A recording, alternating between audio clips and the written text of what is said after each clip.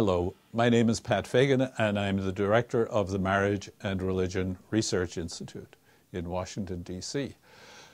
This institute actually is devoted to the study of marriage and religion, which another way of describing that actually is almost the two great loves. The great love in a person's life is the person they marry. And of course, God, when he talks, tells us that we've got to love him more than anyone else, and then our neighbor as ourselves. So the two great loves, actually, the love of God and the love of neighbor, and your closest neighbor is your spouse.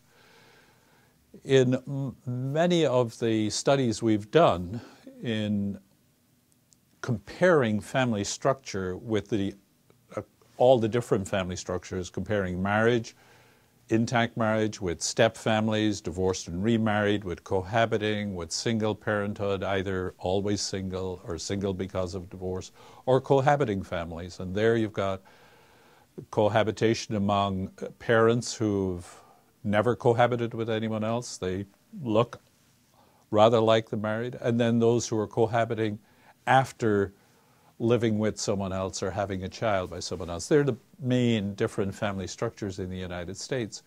When you look across that, for both adults and children, on all the outcomes, people who live, adults and children, in the intact, always intact married family, nationally do best on everything. On everything. There is no doubt but that marriage is good for the adults, it's best for the adults, it's best for the children. And the alternates, while people may be free to choose those, they're not free to choose the consequences, and the consequences are weaker children and weaker adults, weaker in the terms of outcomes. Now, if we go to the love of God, the way sociology will measure that, or one proxy to it, is the frequency with which people worship God. And there we get something analogous.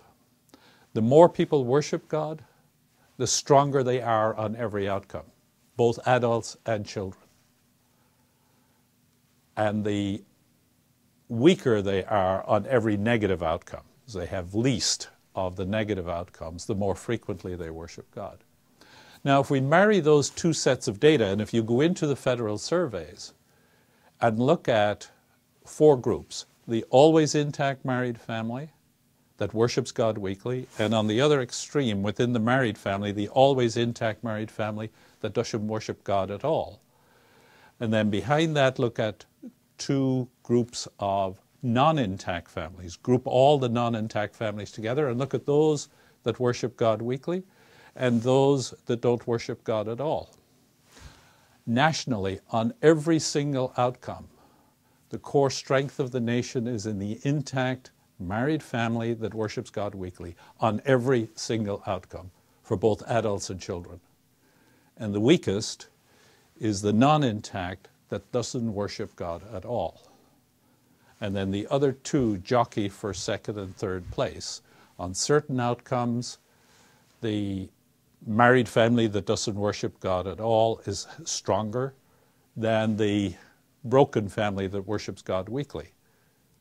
And on other outcomes, this one is stronger. So depending on the outcome, and that's interesting to see the patterns. But the overall is very clear. The two great loves, the love of spouse and the love of God, as reflected in intact marriage and weekly or more religious worship, are those by which man and society thrives. The core strength, not only of the United States, but I suspect for every other country, though other countries don't measure these, is the intact married family that worships God weekly. And the core weakness, the broken family that doesn't worship God at all. The social sciences, well done, illustrate the way God made men.